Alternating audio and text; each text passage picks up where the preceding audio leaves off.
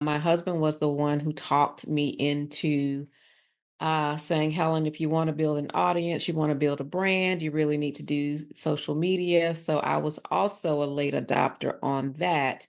And really, from that, he couldn't believe how my how my popular uh, nature expanded more so than his. Just because I told him, I said, "Well, I know more people than you," and of course, it would.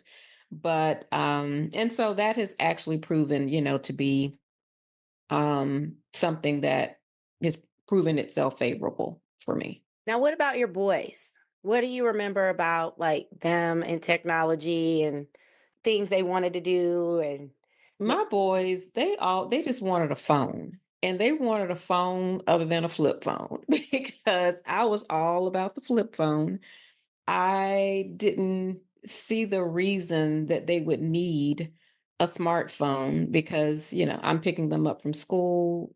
I don't know who they need to talk to other than me or other than their father or their grandparents.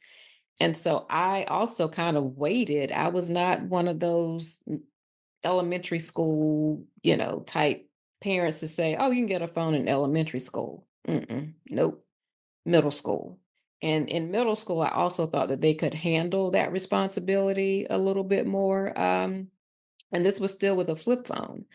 And for my older son, I think he ended up getting a smartphone when he was probably eighth or ninth grade. And then my younger son was like, "Oh, wow, my big brother got, a smartphone. I want a phone too."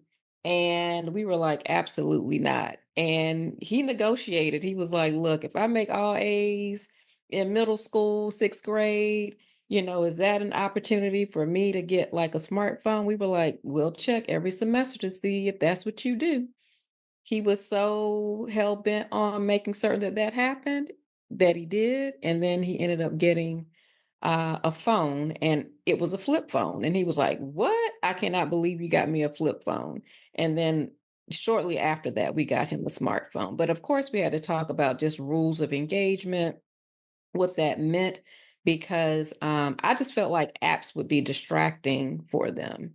And to some degree, I think it was just based on their level of engagement with that.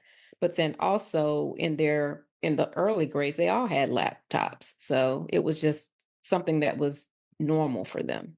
I think about word processor, and I Yes. remember doing my homework on that, and my parents telling me how I didn't know what it was like to be on a typewriter and have to like white out and like move stuff and like but I had word processor.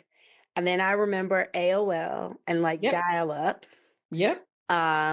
For sure fax machines. Hmm. And I definitely remember my parents being like super skeptical about like online banking, ATMs, Hmm. sending checks in the mail, Yep. like all of those things. Hmm. And definitely remember in high school where we all thought the world was going to end with Y2K. Oh my God, I forgot all Yeah. about that. Like, Yes. and we still are all waiting for the Jetsons, Yeah. right? But like we Yes. keep advancing in technology, but we still are waiting to the point where like I can just like teleport to your house.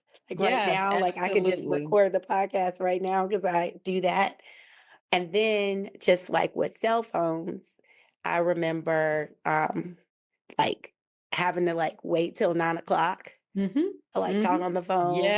And then Yes, like yes. people like me, people hated the texting because I like to like hit enter off like everything. But like you can tell like older generations, they don't do Mhm. that because Mhm. of like how much it charged you 10 cent a Mhm. text message. So they send you like a whole paragraph still, Helen, Yes. in the text. Yes, yes, yes. So, but you think about like all the skepticism, what you thought. Like, I definitely remember my parents was thinking like, "Oh, people are going to be trying to send pictures through text messages. We're not going to be texting. You don't pick up the phone and call." And so now we're here at generative AI. I know, I And know. my view is that it is a technology trend.